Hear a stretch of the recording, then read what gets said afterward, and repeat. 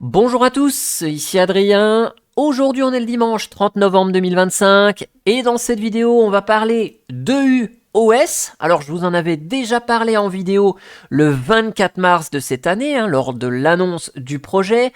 Je vous avais indiqué ses grandes lignes, ses objectifs, mais aujourd'hui il y a une démo, on va pouvoir avoir un aperçu de UOS et c'est ce que je vous présente en exclusivité mondiale ici sur cette chaîne YouTube Linuxtrix. Pour rappel, EUOS, c'est un Proof of Concept, un POC pour les intimes, pour déployer un système d'exploitation Linux qui est basé sur Fedora et l'environnement de bureau KDE Plasma, mais qui est pensé pour le secteur public, pour les organisations publiques.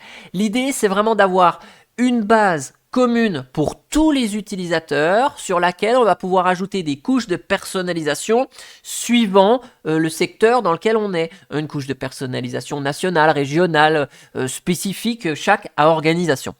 Et ce qui rend EUOS très intéressant, c'est qu'il ne réinvente pas la roue. Il y a déjà plus de 400 distributions Linux, mais c'est son approche. En gros, on va avoir un système unifié, un bureau commun, une gestion centralisée des utilisateurs, des logiciels et des appareils, mais le tout sur une base atomique de Fedora. Si vous connaissez Basit, qui est une Fedora atomique modelée pour le jeu vidéo, c'est exactement la même chose avec EUOS.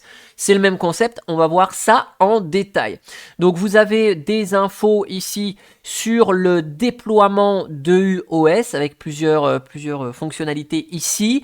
Si vous souhaitez tester vous-même, il n'y a pas d'image ISO officielle, donc je vous mettrai la page de la documentation du Proof of Concept qui vous permettra de construire votre image de EUOS où vous pourrez faire une ISO avec bootc et image builder.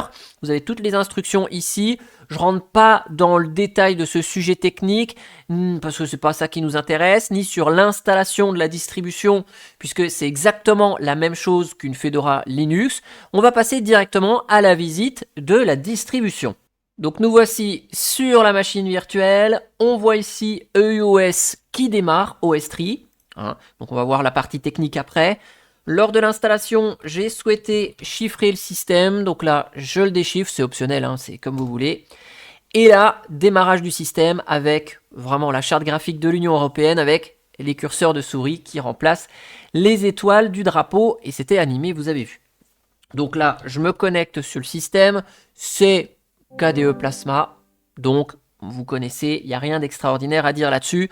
Le fond d'écran est un petit peu personnalisé et le menu des applications ici présente le logo de EUOS. Vous voyez ici qu'on a les mises à jour automatiques des paquets Flatpak qui se déroulent en arrière-plan. Donc ça, c'est cool. Je vous lance la configuration du système. Je vais ici dans à propos de ce système et donc vous voyez qu'on est sur EUOS 42, c'est l'édition de démonstration, donc on retrouve bien un noyau Linux en provenance de Fedora, de Fedora 42, c'est une base Fedora 42. Le noyau 6.17.8, il est relativement récent, et l'avantage, vu que c'est le noyau de Fedora, c'est qu'il est signé pour le Secure Boot, donc nul besoin de désactiver celui-ci sur son système à terme. On a une version 6.5 de KDE Plasma, donc c'est des composants super récents. Ça, c'est vraiment cool. Vu qu'on est basé sur UBlue 42, on est sur une base atomique.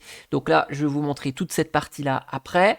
Si je vous lance la Logitech avec Discover, vous allez voir que on va pouvoir gérer les mises à jour du système directement depuis cette Logitech. Je vais pouvoir installer des applications, vu qu'on est sur une base avec un conteneur qui fait fonctionner le système, et bien nos applications, si on les installe, c'est à partir de FlatHub, donc sous forme de paquets Flatpak. Au niveau des logiciels qui sont installés, on n'a pas grand chose pour le moment, c'est pas vraiment l'objectif de cette version démo, hein. Donc vous voyez, il n'y a pas de suite bureautique, il n'y a rien pour gérer la partie graphisme. Au niveau d'Internet, on va retrouver juste un navigateur Internet pour surfer sur Internet, c'est tout. Ce sera Firefox.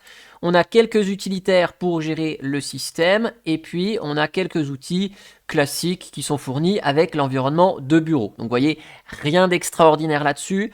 Ce sera vraiment plus tard que sera gérée cette partie-là. Si je vous lance la console ici, vous voyez qu'on est dans /var /home /Adrien. On est bien sur une base atomique. Donc notre dossier personnel se trouve dans /var. Et si je vous fais un petit rpm ostree status, vous allez voir, en fait, voilà, qu'on est sur une base atomique ici. On a la gestion des mises à jour automatiques de cette base atomique qui est activée.